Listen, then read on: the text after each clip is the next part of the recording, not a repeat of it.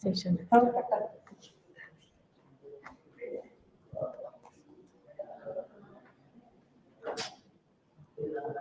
A very good morning to everyone. I am Mrs. Rima Kuvar, Assistant Professor, Sir Dr. M.S. Gosavi, College of Pharmaceutical Education and Research, Nashik. Feel privileged to welcome you all to Day 5, Session 1 of 1 week International e-FDP, e-STP on recent advancements in pharmaceuticals, academic research, ethics, and social perspective. I feel honored to introduce today's Session 1 eminent speaker, Dr. Vijay Jagtap, sir, Principal and Professor, Yashwantrao Bhosle, College of Pharmacy, Savantwadi. Sir has completed M.Pharm in Pharmaceutical Chemistry, PhD in Pharmaceutical Sciences. He is having more than 20 years of research experience, teaching experience, and 9 years of administrative experience. Regarding his active contribution, he is well acquainted with approval and regulatory provisions of AICTE, PCI, DTE, MSBTE, and various universities. He is expert in NAC, IQAC, and ISO 9001 2008 guidelines. Sir has guided 10 PG students and currently guiding 5 PG and 4 PhD students.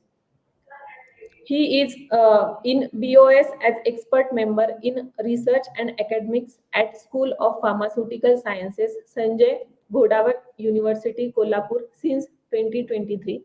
He is life member of IPA, APTI, and also looking as a district coordinator for IPA Education Division at Sindhudurg. Moving forward to awards and achievements of Sir, he is recipient of Bharat Shiksha Gaurav Puraskar 2021, Guru Gaurav Puraskar 2022, Smart Leader Award 2023, Best Principal in College Savantwadi 2023, honored by e-SFE Skillshare in India in collaboration with Government of Maharashtra School Education Department. He fetched various research grants from University of Mumbai as well as his mentees through MSIC and PKC, BASF, ISER scholarship. Sir has published 20 national and international publications, 3 books as a co-author, 4 Indian patents in which 1 is granted and 3 are published.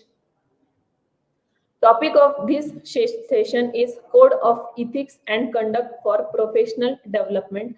Now I kindly request Dr. Vijay Jagtap sir to start your session. Please sir. Yes, thank you, ma'am. Am I audible? Yes sir.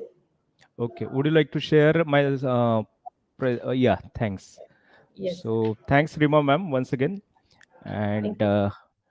before proceeding, I'd like to thank the organizers, Dr. M.S. Gosavi, College of Pharmaceutical and Education Research, Nashik, uh, along with all the team members, Dr. Amrutkar sir, Dr. Uh, Shinkar sir, Shilpa ma'am, uh, all the team members, Dr. Pingre sir, APTI, for giving me an opportunity to have a small talk related to this e-FTP as well as student training program. I hope that maximum faculty are have joined or as well as they will be joining, and I hope if suppose students are also there, so that will be a great to have discussion over with the topic that is related to our field. Okay, so being a teacher, I thought that what type of topic I should select which may be relevant to your theme of this FDB. So the word ethics was in my mind. So everyone is talking nowadays about the research ethics. Okay, but we should also have we have to do the daring to talk on the topic which are related to the pharmaceutical teachers, particularly ethics. So are we ready for that, or the organizations have designed their code of conduct or something like that? So many more times it is quite a question that nobody defines such type of things in this profession, particularly in the profession of teachers.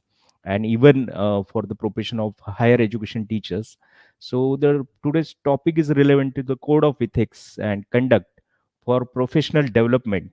Okay, so definitely I'm not sharing the knowledge, but definitely I would like to uh, inspire, as well as this is for me also, that uh, we should provoke the thinking in this direction.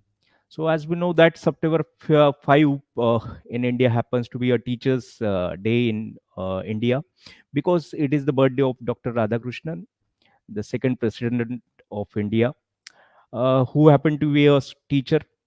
And it is a wonderful, compliment to the teachers of the nation that one of the president was actually a teacher. So in Indian culture, we have always recognized a teacher as a very important part of one's life. To the extent we said Acharya Devo Bhava, which means teacher is like a god, because generally growing children spend more time with their teachers than with their parents, in not only the schools but also in the colleges. So the idea of parents sending children to school or institute is because somewhere they know that someone else should or could be a better influence uh, upon their children than themselves. So nowadays, okay, people think there is no longer any significance to our teachers in today's generation, uh, because everything that a teacher can say, uh, the internet can say. Uh, but a teacher has a significant role in the making of an individual's human beings, and in the making of society. So I think the significance of teachers has gone up manifold, because of the burden of delivering information has been taken away from them, due to the everything is available in one click in the internet world. So a teacher's now a teacher's job is becomes mainly to inspire and enhance a student as a human being, so which has not always been the main task. So a teacher is no longer just what you can say the tape recorder who is sharing the information, but now he or she is someone who is going to make a student's life by inspiring them to be in certain way. So largely for many children, which teachers is teaching a particular subject determines whether they love or hate of that subject.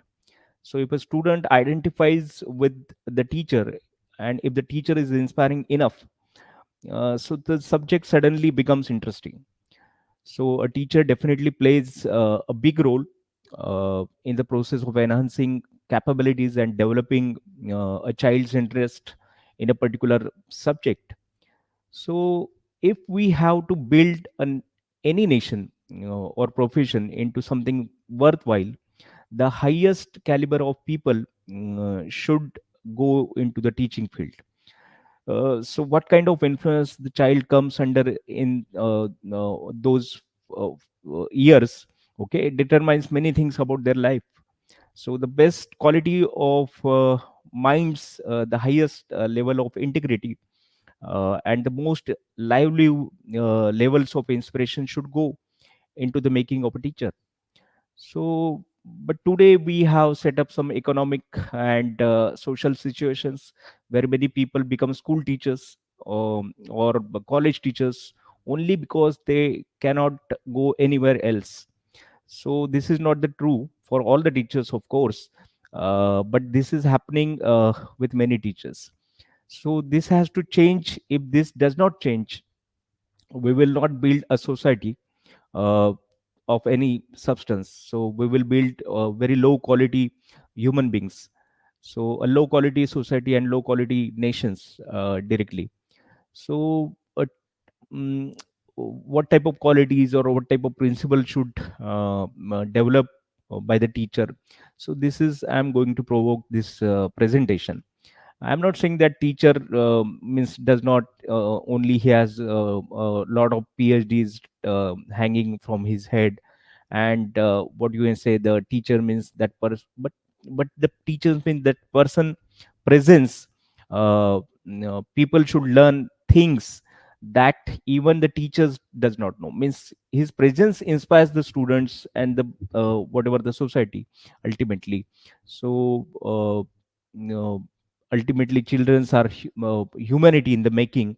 What the teachers make uh, of them when they are in their hands is one of the greatest responsibilities and privilege a human being can have. So any human activity uh, is significant only if we are able to touch another life. Okay, so that you can actually shape another life is a tremendous privilege.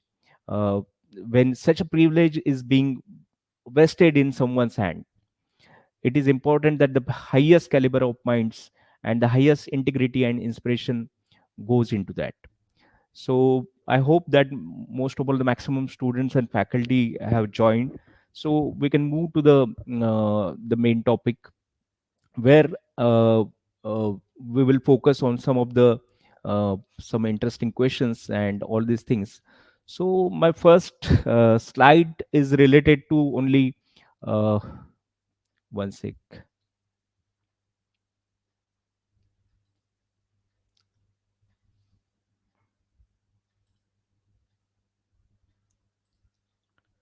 So this is the assignment actually. So generally, after the completion or in the middle of the presentation, assignment has to be given.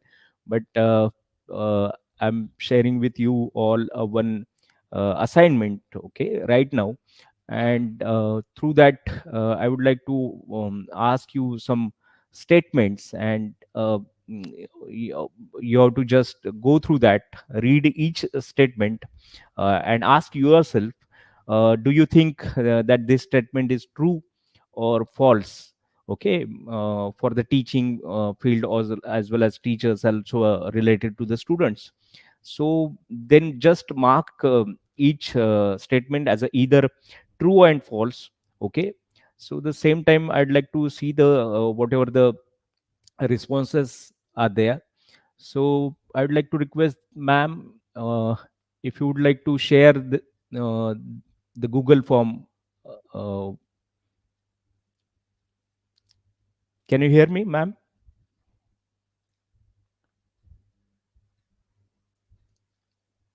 Okay, I hope that you have shared the Google form with the YouTube link. So here are the some of the different six statements are there, and you just have to click whether these are the true and false. So first statement is that a teaching profession is a primarily service, okay, service oriented, and the service it provides is of great value. Okay, so let me check that. Yeah, so one of the Google form is shared on the YouTube link, and you just go through that. The first statement is that a teaching profession is primarily service oriented, and the services it provides is of great social value. The second one, the performance of the teaching rest primarily upon intellectual techniques and not intelligence. This is the second statement. Uh, the third statement is that entry into a teaching profession must require an extensive period of specialized training in institutions of higher education. Teachers must exhibit minimum competency by examination and supervised apprenticeship or internship prior to the entry into the profession. This is the fourth statement. The fifth statement is might be related to the student also. So students are the responsible for the deterioration of value education in the society. So these are the five statements, and ultimately the last statement is that whether teaching is a profession. Okay, so you just have to check it out, and it's a very simple Google form. So I have received 9 responses right now. Okay, so Let me check what type of things the generally has been shared. So first statement is that a teaching profession is primarily service oriented, and the service it provides is of great social value. So 100% means whatever the responses right now, I can see that 100% responses has uh, opted the option true. Okay, so this is the regarding the first statement. The second one was the performance of the teaching rest primarily upon intellectual techniques and not intelligence. Okay, so here it is twist. So near about 50% are the opting the option true, and 50% opting the option false. Okay, so definitely we'll discuss it.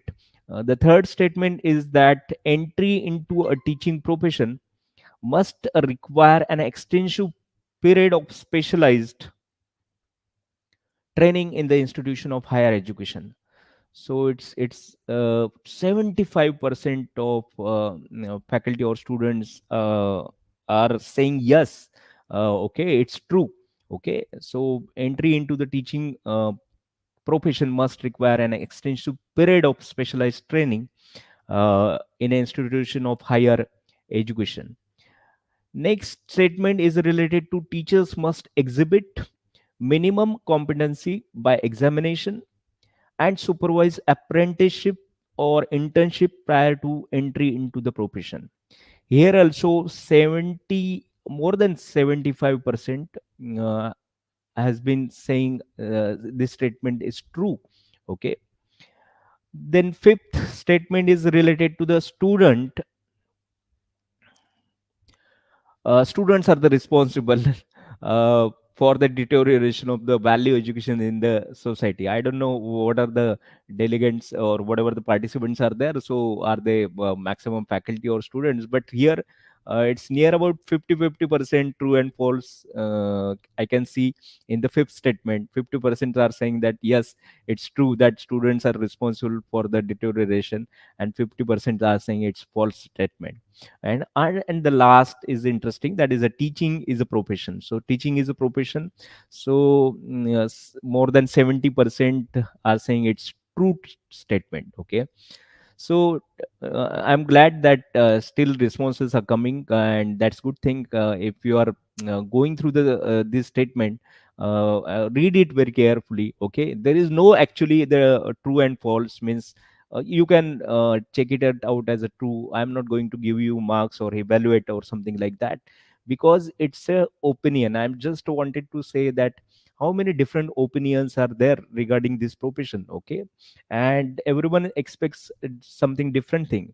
So what it means that now just I've just seen the first statement. So some of the responses are now coming as a false statement. Okay, to the first one. So that is a teaching profession is a primarily service oriented, what you can say, and the service it provides of a great social value. So if suppose you have selected the option true, so generally the people are thinking that to teach is to serve students in the pursuit of learning.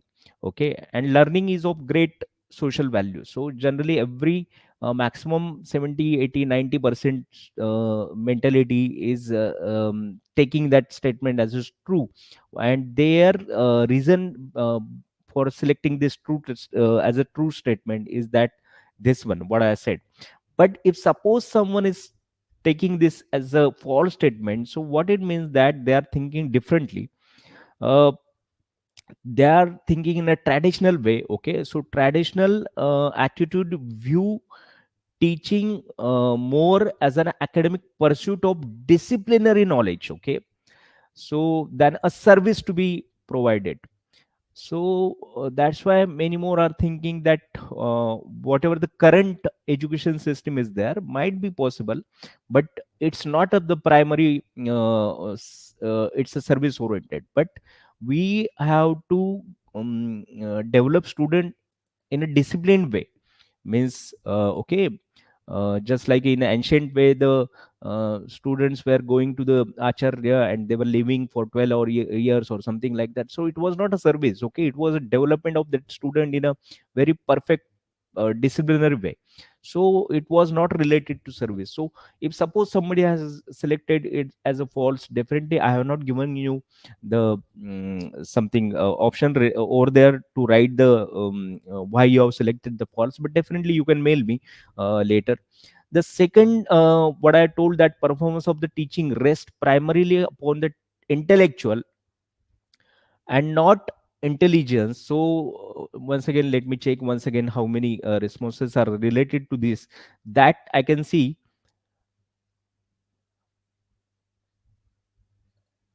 near about 51 52% has taken it as a true, means we can say that 50% the statements are true and false, okay. So 50% are thinking it's not related to the intellectuality, but it is related to intelligence. Okay, now what is the difference between intellectuality and intelligence? We should know that. So accordingly, we can have the discussion. But right now, let me tell you in minimum thing that whatever the science is there, so that is based upon the intellectuality. Okay, science or whatever the philosophy and all this what we are stating, where there is no addition of emotion. Okay, but intelligence is generally considered as uh, which is involving the emotions. Okay, so here it is also twist that 50% are saying that intellectuality. Why they are saying true this statement that teaching is a certainly an intellectual activity, maybe the reason I'm telling you, of communicating academic concepts, ideas, and habits of mind. Teaching preparation involves intellectual techniques of considering students' engagement with the material. Okay, so if suppose in such type of thinking we are thinking the, then we can say that this statement is true. But for the false, those have selected might be they are giving in reason in such a way that intellectual techniques are important aspects. Advances in educational technologies and the increased focus on students engagement frame teaching and as much more for than promoting the professor's own intellectual frame of mind.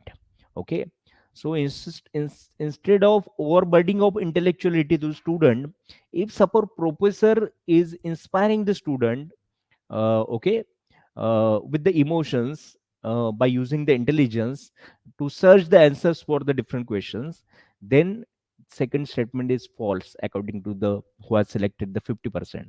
Okay, so third person, definitely it's a very much important that entry into the for teaching profession must require an extensive period of specialized training in an institution of higher education. And I can see that near about more than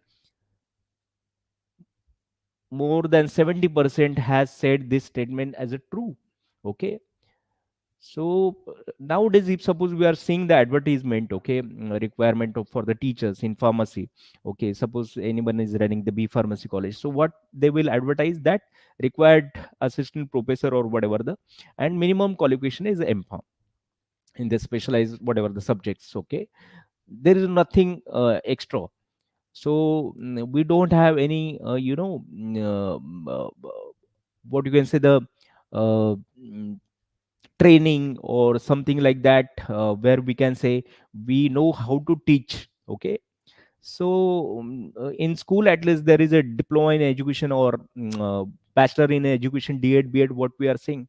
But in coming to the professional or coming to the higher education field, there is no such type of any training. Okay, directly you can come, if suppose you were working in industry, definitely you have the industrial exposure and knowledge, and you can directly come in the academics anytime. Okay, so what it means that there is no any type of training is required. But now the above than 70%, if suppose they are thinking that it's a true statement, it requires the specialized training, then we should think about this very in what you can say uh, s- for the betterment of our profession. So fourth statement is that teacher must exhibit minimum competency by examination and supervise apprenticeship or internship prior to entry of the profession. Here also the more than 70% are saying that it's true.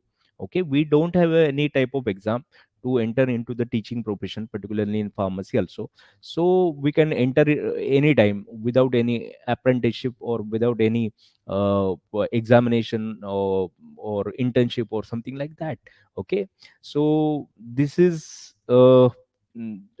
if suppose somebody is saying false to this both the statements third and fourth, so it means that they are going through the actual right now what practice is going through in world or in India, that there are no currently no measures of minimum competence required of teachers. So that's why they are just following the whatever the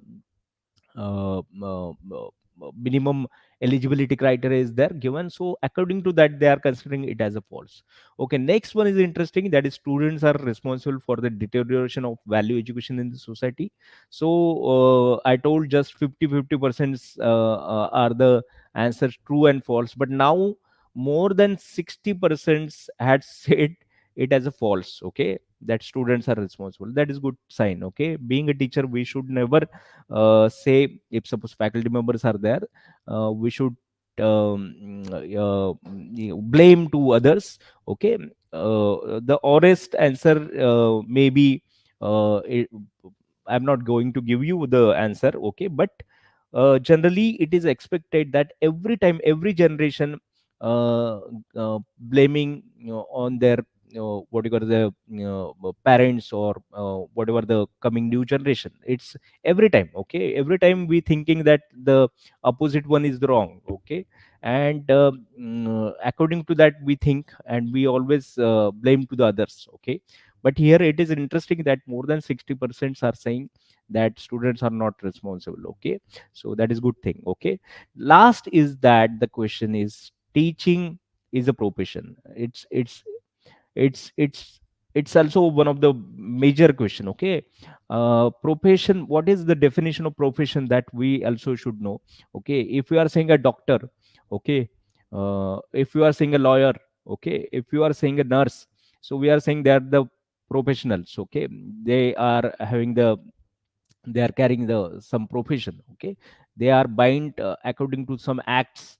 Okay, they have some ethics, they have some defined rules, regulations, clauses, fines, punishments, all these things are there. So generally if we say that professional are the considered as a particularly gone through the vast level of teaching as well as internship training. Okay, or examinations. So we should think in that way whether our field as a teacher is bound to that or not. Okay, so this is the provoking question. Okay, we should think very accurately in this sector. But now generally if somebody has given the vague answers, might be possible that near about 20% has said it as a false. Okay, might be they are saying that teaching is not a profession, teaching is a passion. Okay, so we are not bound to a 10 to 5 jobs. Okay, teacher is always a teacher up to his or her death, as well as 24 hours by 7. Okay, if suppose student has problem, if suppose they are calling you, the parents are calling you, so you should have to be uh, counsel them, or whatever the queries are there, you should clarify them, you should support them.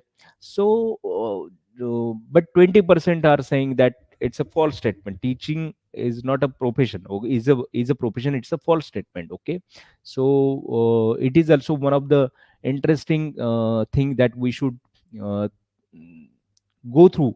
Okay, so it is a argument type of statement actually.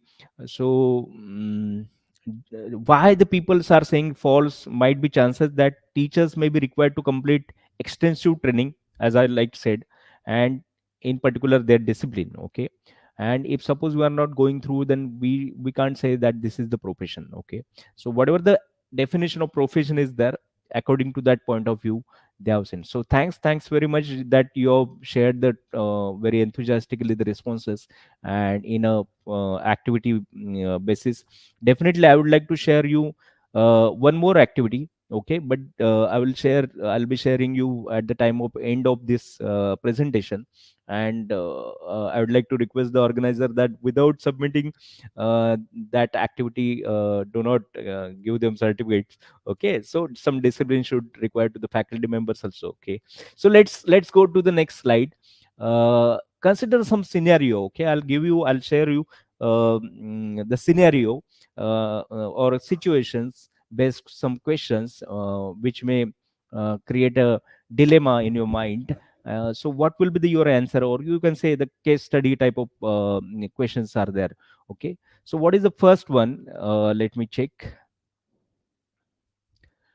Okay, just before the end of the term, one of your students present you gift as a token of appreciation of your teaching abilities and guidance. Do you accept it? Okay, this is the scenario. And if suppose, how do you respond to the gesture?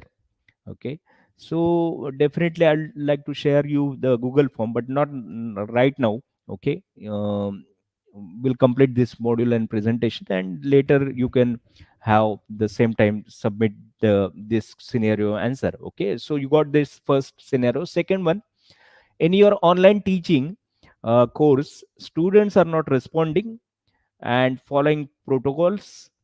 How do you facilitate this type of response? Okay, should you reply, and if so, what might be the appropriate response? Okay, so that is the second scenario.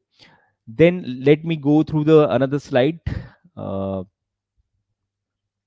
Another scenario: during discussion with another colleague, you came to realize that some faculty favor some students over others. What course of action should be taken? Okay, this is the third scenario where you can have such type of situation that you came to know that some of the faculty members are favoring the some of the students. And so is this a good or bad, or whatever the things, what type of action, if suppose you are feeling, then what type of action you should take? And the last one is interesting, fourth scenario.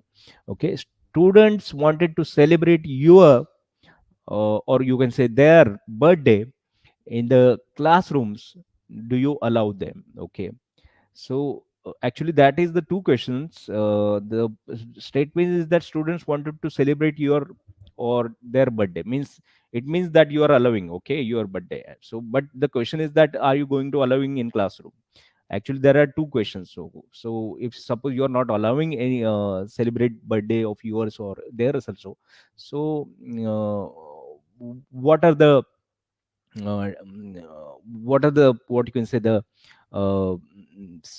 I am expecting the statement. Okay, so related to this scenario, so definitely I'd like to share you Google form soon. Let me go to the another one.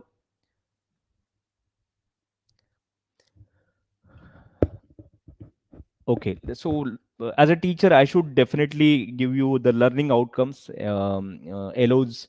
So, what we are expecting through this presentation: first, articulate and contrast your own value set to known principle of ethics. Okay, that I'm expecting. Second, interpret and apply ethical principles of teachings to analyze and propose solutions of a variety of ethical dilemmas in teaching. Adopt or even adapt an existing model of professionalism to create an action plan of your own professional development. Okay, so definitely this our presentation will go through in such a type of manner where we will go uh, through the three different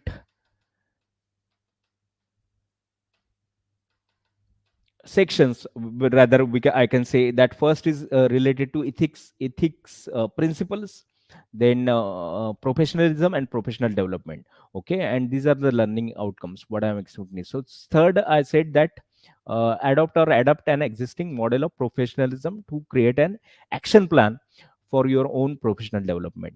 Okay, so I just shared you the scenario, and hopefully you have thought uh, on that four different scenarios.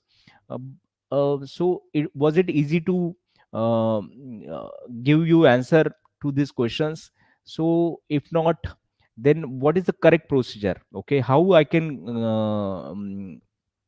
uh, go through this dilemma? So I think we should have some checkpoints. Okay, so mm, I'm going to share you some of the points that is called critical checkpoints in using moral courage for ethical decision making. Okay, so as like we should also know that what is the difference between ethics and moral. Okay, morality. So generally ethics, it's a Greek term that is came from ethos, and ethos means character, while morality it's represent to Latin word that is mos, and that is means custom. Okay, so generally in short, if suppose I am saying that morality is seen from the perspective of individual. Okay, but ethics are depend upon the others. Okay, or prism of others, what you can say. Ethics generally are followed because the society has decided it. Okay, it is the right course of action. But morality, definitely it is followed because of persons believes that it is a right course of action. Okay, so even you can say that ethics is something usually associated in the field of law, okay, medicines or business.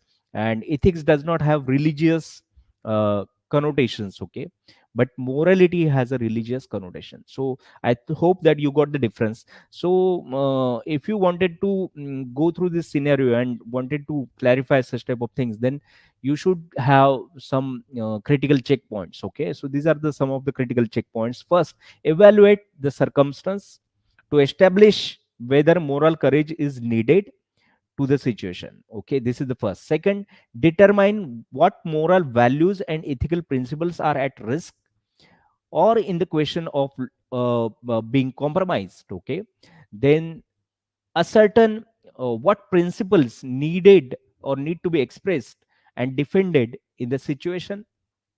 Focus on one or two or more critical values. Okay, another one, consider the possible adverse consequences or a risk associated with a taking action.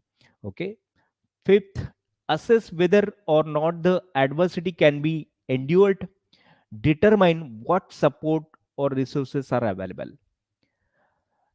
Sixth, avoid stumbling blocks that might restrain moral courage, such an apprehension or over reflection leading to reasoning oneself out of being morality courageous in the situation.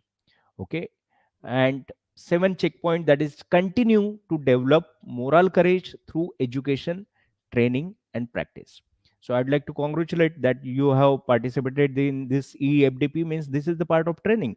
Okay, where you can have a number of discussions over different topics, and at that time you can develop your own what you can say professional in the ethics. Okay, so develop yourself.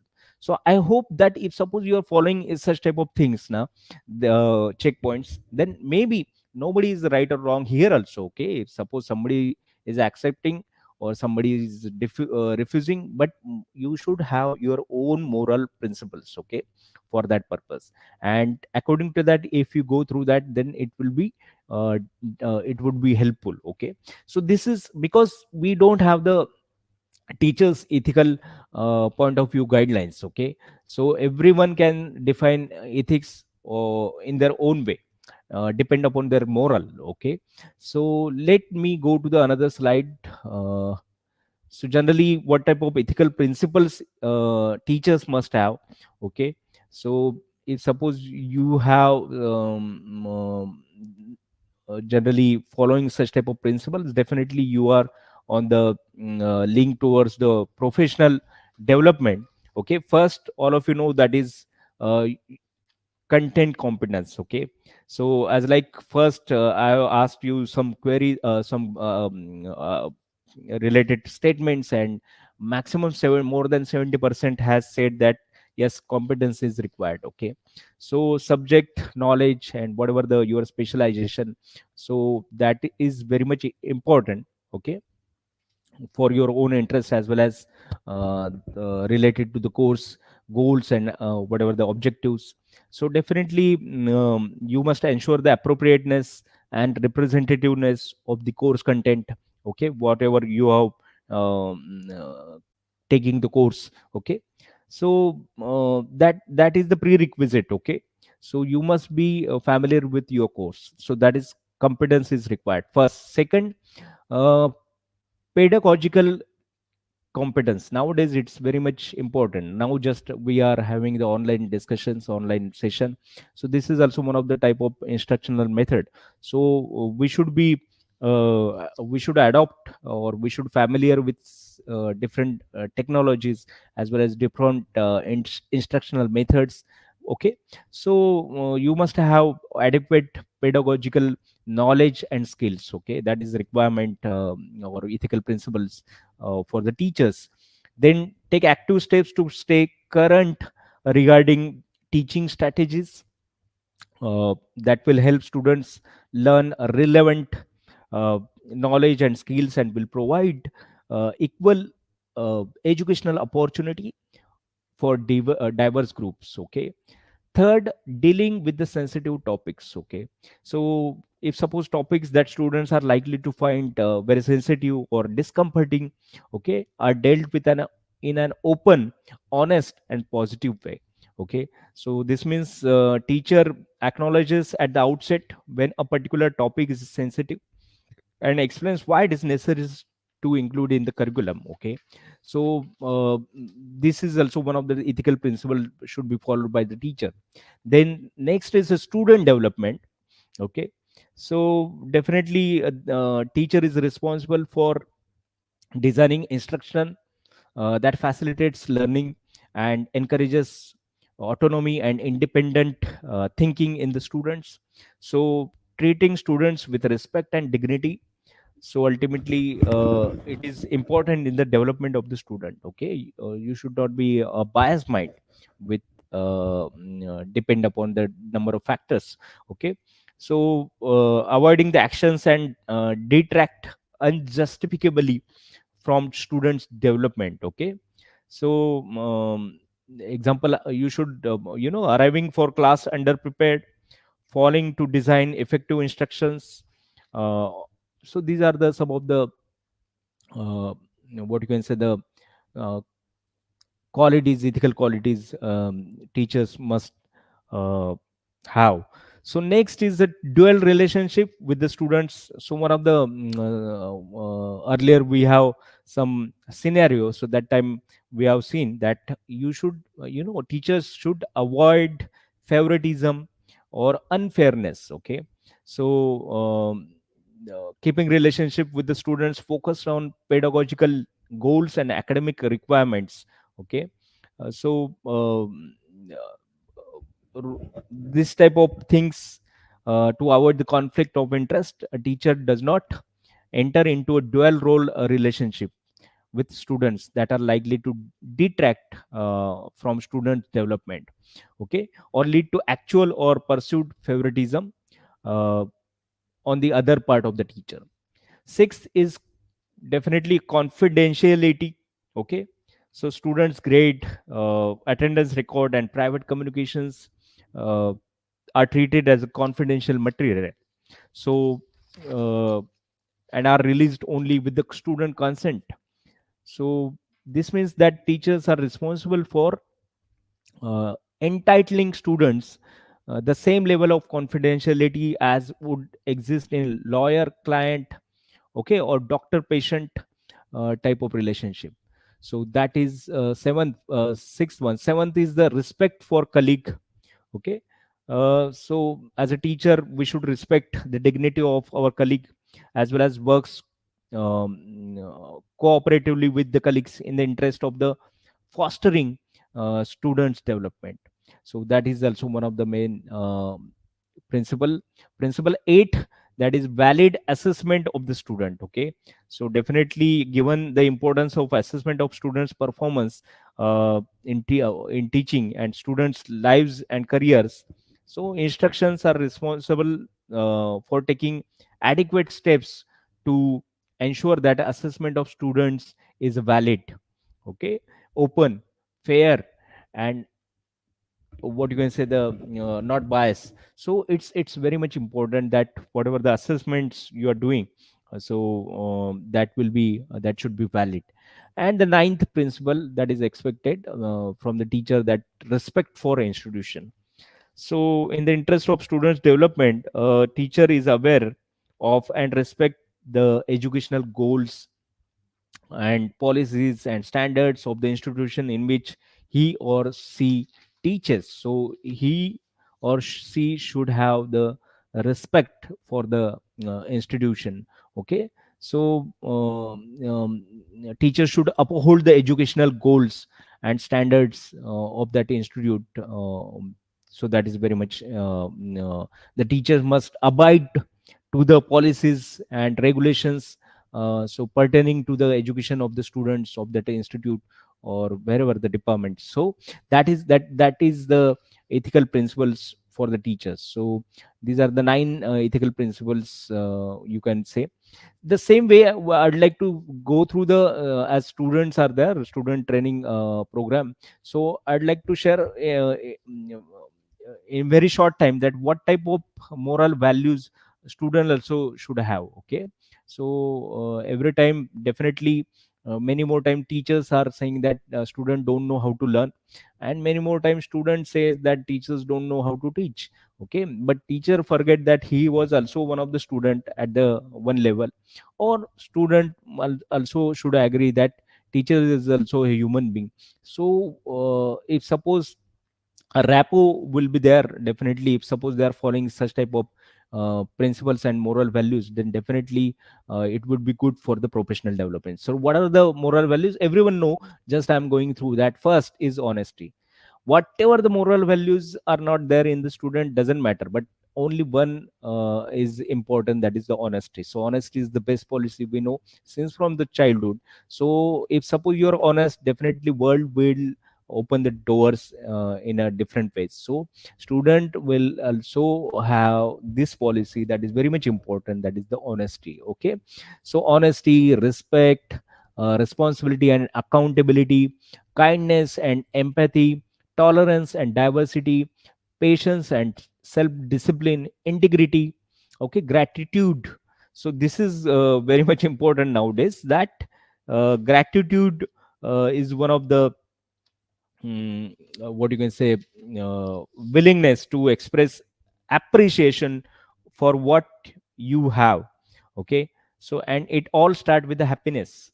So teach your generally we are saying that parents or to the teachers that teach your childrens that to be grateful, okay, for what they have in the life, to cultivate contentment and thankfulness. Okay, instill in them the importance of never taking anybody or anything for granted.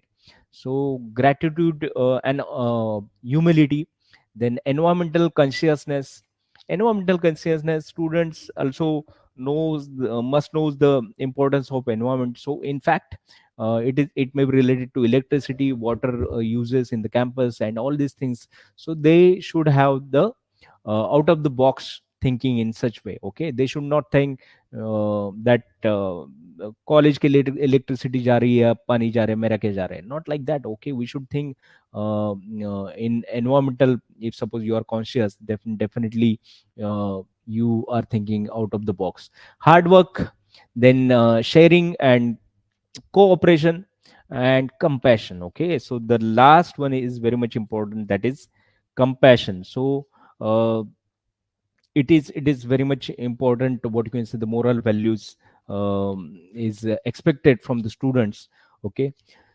Let's go to the next slide. But why it happens that, uh, what are the factors which inhibits such type of moral courage, okay, to follow, for the teachers, or what you can say, even whatever the for the students, okay. So why it is not there? So the first thing is that culture, okay, organizational culture. Many more times what happens that organizational culture that stifle discussions regarding unethical behaviors and tolerate unethical acts, okay. So many more times in family also, some the cultures may be there, so it inhibits that student, or inhibit that teacher in the, if suppose organizational culture is in that way. Second, willingness to compromise personal and professional standards in order to avoid social isolation from peers, or to secure promotion or favoritism within the organization. So this is also second. So that's why compromise, what you can say, it inhibits to follow the moral courage. Third, unwillingness to face the tough challenge and of addressing unethical behaviors, okay. So many more times we are ignoring such type of scenarios, what I have just shared you, the different four scenarios. So you are not discussing, you are not checking, you are not going through, okay. So just what you can say, such type of tough questions get passed away. So means passing this, and you are not thinking in that way. So indifference to the ethical values, okay. Suppose my opinion is different, someone's opinion is different. So that time, that is also one of the type of inhibition for the moral courage. Apathy of bystanders who lack the moral courage to take action, okay. This is also one of the, what you can say, point.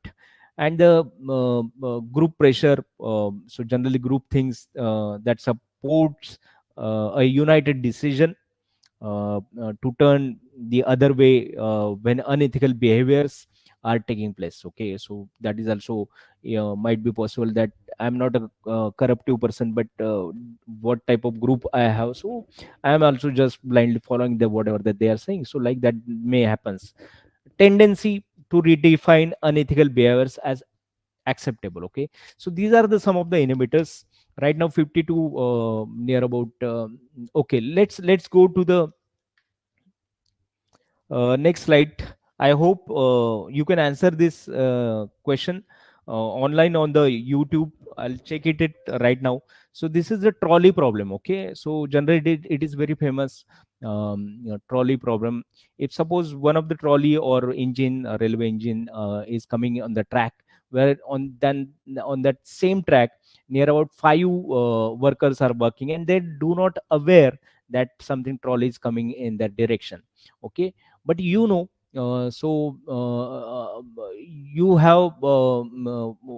you are also there, and you have the power to pull the lever.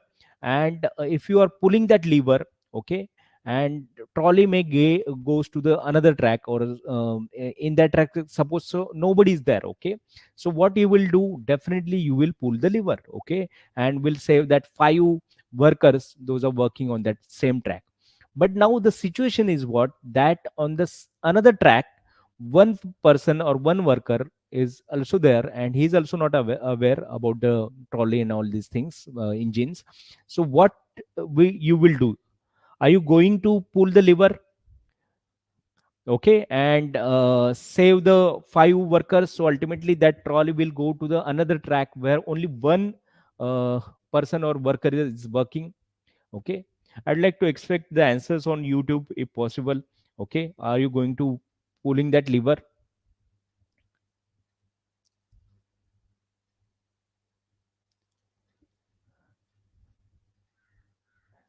So I'm getting, so generally it is said that near about 80% of persons are selecting the option that they are going to pull the lever, okay. So they are saying that if suppose one person's sacrifice, if suppose saving the five persons life, then it doesn't matter, okay, in that way they are thinking. But now twist is there, if suppose that one person is yourself, okay. So are you going to pull that lever and will save yourself or that five persons? So generally in such cases it showed that more than 60% are saying that I will not pull that lever. Okay, let the five, whatever the different workers are there, um, trolley maybe going through that track. Okay, and I will save myself. So why the twist is there? So if suppose that person was different, so that time that was unknown to you, so you don't have what you can say, the importance of that life. But when it comes to yourself, then the answer is different. Okay, so if suppose I'd like to share you one video, ma'am, Shilpa ma'am, can you share that video please? Yeah, thanks.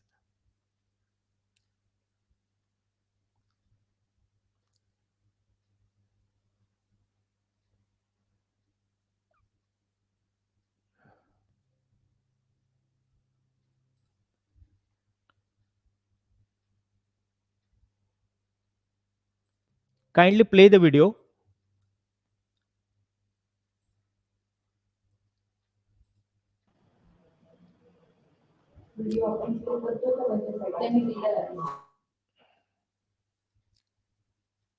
Yes, Shilpa ma'am, can you play that video? Okay. Yes, sir. It's played. Okay.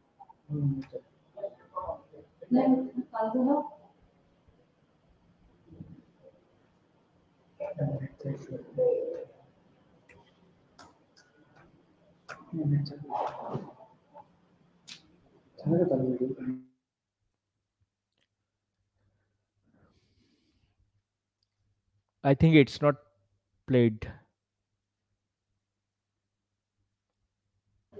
Yes, sir. Checking. Just a minute. Just a minute. Okay, no issue.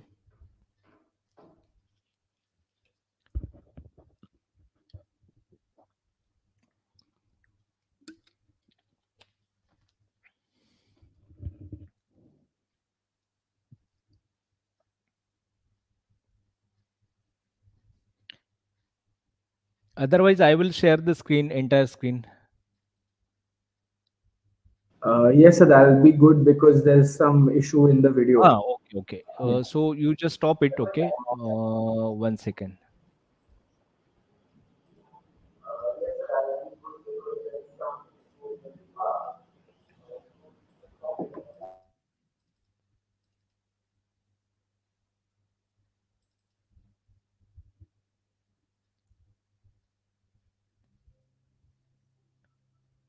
Is it audible?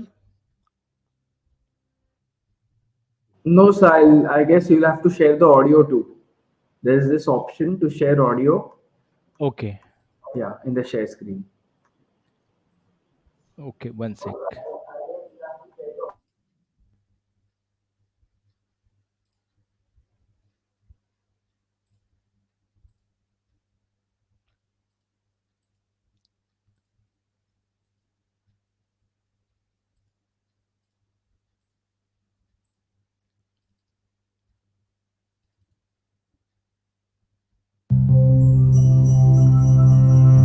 Yes, sir, not good.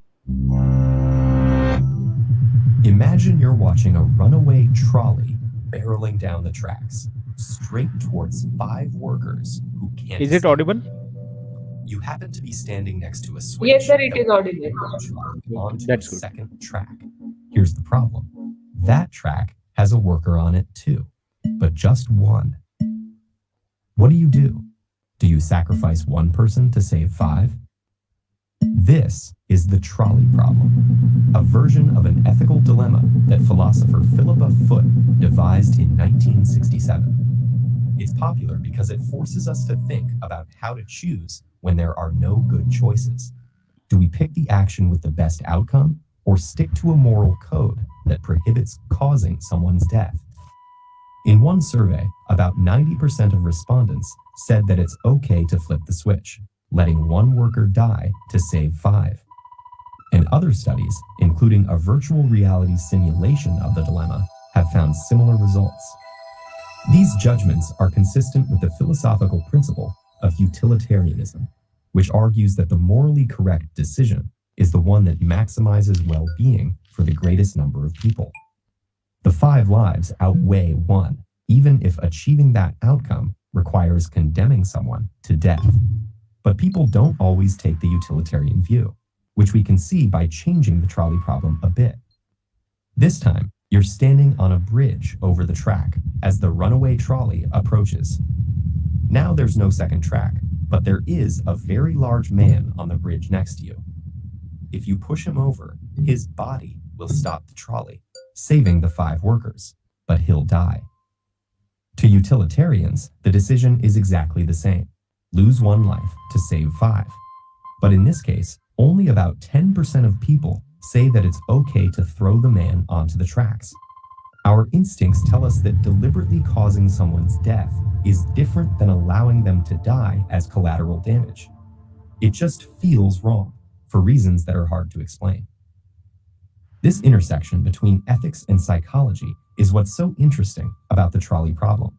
The dilemma and its many variations reveal that what we think is right or wrong depends on factors other than a logical weighing of the pros and cons. For example, men are more likely than women to say it's okay to push the man over the bridge. So are people who watch a comedy clip before doing the thought experiment. And in one virtual reality study, people were more willing to sacrifice men than women. Researchers have studied the brain activity of people thinking through the classic and bridge versions. Both scenarios activate areas of the brain involved in conscious decision-making and emotional responses. But in the bridge version, the emotional response is much stronger. So is activity in an area of the brain associated with processing internal conflict. Why the difference? One explanation is that pushing someone to their death feels more personal, activating an emotional aversion to killing another person. But we feel conflicted because we know it's still the logical choice. Trolleyology has been criticized by some philosophers and psychologists. They argue that it doesn't reveal anything because its premise is so unrealistic that study participants don't take it seriously. But new technology is making this kind of ethical analysis more important than ever. For example, driverless cars may have to handle choices like causing a small accident to prevent a larger one. Meanwhile, governments are researching autonomous military drones that could wind up making decisions of whether they'll risk civilian casualties to attack a high-value target. If we want these actions to be ethical, we have to decide in advance how to value human life and judge the greater good. So researchers who study autonomous systems are collaborating with philosophers to address the complex problem of programming ethics into machines. Which goes to show that even hypothetical dilemmas can wind up on a collision course with the real world.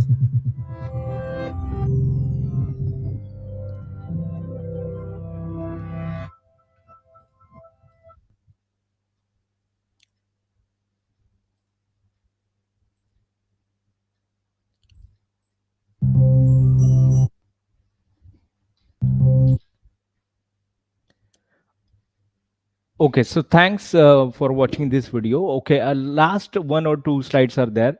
So this one was I was talking related to the dilemma related to ethical. So if you go through the some websites are there, you just type it trolley problem. So you will that type of game is also there, online game. So different situations are there. So it's absurd trolley problem like that website is there. So you can play it in meanwhile, and you can judge where you are then in which percentage you are categorizing yourself. Okay, so many more times it is said that we should have to follow the profession. We should be professional. Okay, so what is mean by the professionalism? So that is also one of the question. So generally the skill, good judgment and polite behavior that is expected from a person who is trained to do a job well. So this is one of the definitions. There are 2 definitions are there generally which are accepted for professionalism. So first is that you should need skill, good judgment, polite behavior. Okay, then second one is that professionalism is a commonly understood as an individual's adherence to a set of standards, code of conduct, or collection of qualities that characterize accepted practice within a particular area of activity.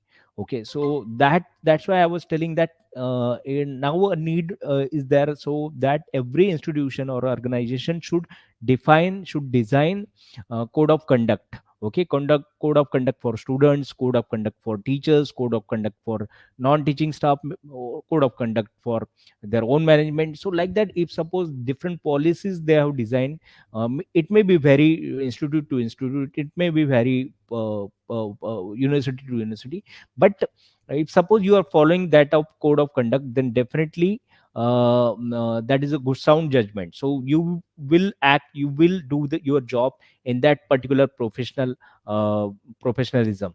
So these are the two definitions. Okay, so I'll just give you very fast one of the continuum of professionalism. If suppose if you want to design your own professionalism way, then what will be the different phases? So phase one, that develop personal knowledge about one's own teaching and students learning. Okay, so that is very much important, that it may be varied teachers to teacher, because what type of subject, what type of specialization you have. So according to that, you should understand, you should know that the behavior of the students and their learning methods and their interest. Okay, you should have a rapport with them. Okay, that is very much important. Second phase, develop and exchange knowledge about teaching and learning in one's discipline. Okay, so that is the second phase. Third phase, develop scholarly knowledge about teaching and learning that has significance and impact on the institution and field. Okay, so if you follow these three different phases and what you can say, follow, then you can develop your own professionalism definition. You can have your own what you can say, ethics or something like that. So you can design it. Okay, so that is the continuum. So ultimately your professional identity will be there. Okay, it is said that every time your professional identity depend upon your philosophy. Okay, so what is the core is philosophy. Then second is approach. If your approach is different than other than your philosophy, then it will not relevant. Okay, so definitely the second cycle, what you can say, to the inner core is the philosophy, then approach, then professional role, how you behave, how you act within that organization, institution, whatever, as a student, whatever as a faculty. And ultimately the last circle, the bigger circle, is that societal roles. Okay, so what many more times it has been expected that whether you are a man, woman, or husband, wife, or whatever, you are a father, mother. So this type of societal roles, ultimately it maybe depend to upon your professional behavior, it is get judged. Okay, so you can develop your professional identity if you go through this different type of philosophy and all these circles. Okay, so what is the professional development at the last? So it is up to you. Okay, it's never final and it's never done. Okay, it's up to you. Your professional development is not the responsibility of anyone. Okay, it's but you, not your company, not your boss, not even your coach, just you. Okay, while institutions and employers may offer resources or for assisting you in your professional development activities, the plan is ultimately yours to own and take responsibility for. Okay, so definitely institute may assist you. Okay, to develop yourself in a professional way. Now this is the FDP. Okay, so this is the institutions, what you can say, the creativity, and they have taken the something steps towards your development. But if you are not attending that, then definitely it's up to you. Second, it's never final. As your goals shift, as you change, and as the new circumstances present various opportunities and challenges, you will grow as a professional. Prepare to revise your professional development plan, to make adjustments. It will always be a work in progress. Okay, and the last is, it's never done. If your professional development plan grows along with you, it will never be complete. In higher education, we promote lifelong learning for our students. So adopt this mindset for yourself by considering your own learning and development as a lifelong process and your professional development plan as a career long tool. Okay, so definitely these are the three different things I would like to share with you. So these are some of the references what I have gone through that for collecting this type of information. Okay, so through this, hope that whatever the learning outcomes I have given you in the starting, that we have achieved. So congratulations for completing this session. And it is said that active learning helps students dive deeper into learning. So teachers must be a good learner, okay, first. So if you are a good learner, then definitely you can get more involvement of your students, that how to learn. Okay, so thank you very much once again to all, and thanks for your patience to all the participants. Thank you very much. So before that, I'd like to share you then one more uh, Google form. Okay, kindly go through that scenario one, and if suppose now just check it out that whether, let me share. Okay, ma'am, can you share this on YouTube? Yes, sir. Yes. Yes, ma'am.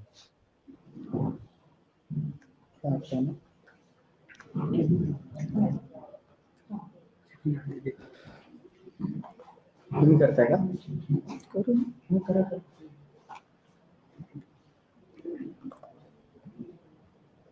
मी टाकतो. Yeah, form is shared along with you. Thanks, ma'am. So hopefully, personally, I will also wait for the whatever the answers. Take your own time, but it is quite important if suppose you are feeling that, and definitely it would be helpful for our all development. Okay, thanks once again. Yes, ma'am. Over to you. Thank you, sir. Thank you so much. Delegates having question can text your question in chat box. Shall I stop sharing? Yes. Yeah.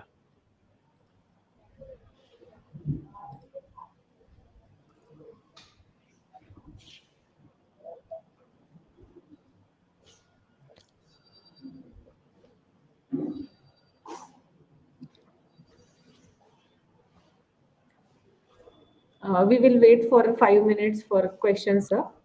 Yeah, no issue, no issue.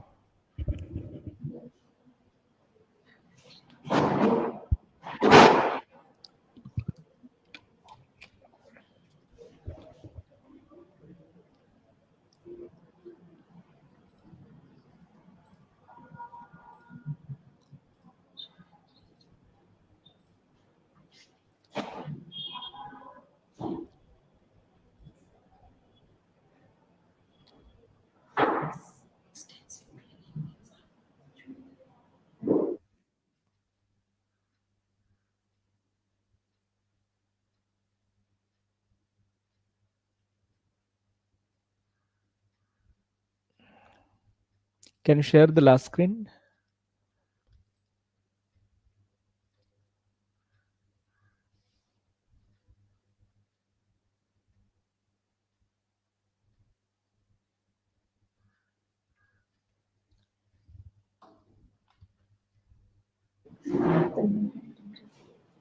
Sir, you have to share it. Your Okay, PPT. okay, okay, no issue.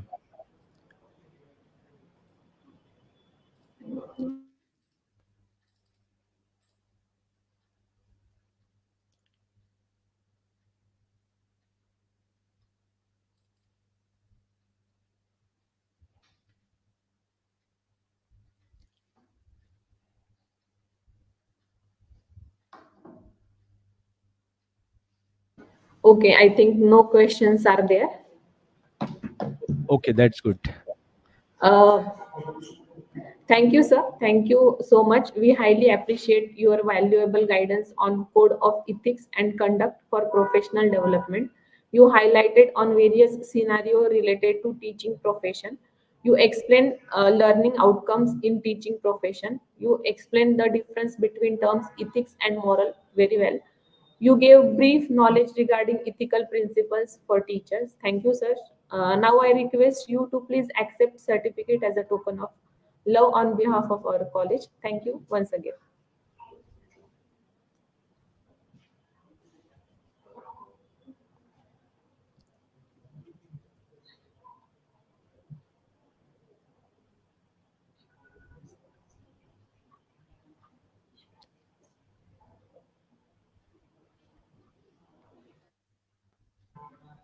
Okay, sir. Thank you so much. Yeah, thanks a lot.